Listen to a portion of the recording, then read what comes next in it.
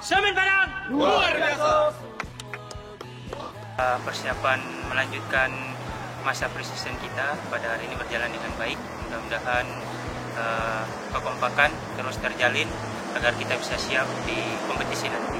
Besok kita ada game melawan Kuala Lumpur.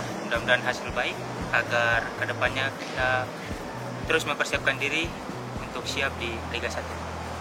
Untuk game yang lawan Negeri Sembilan kemarin, apa ada tanggapan? Ya itu normal buat kita mendapatkan pelajaran. Kita kalah melawan Negeri Sembilan.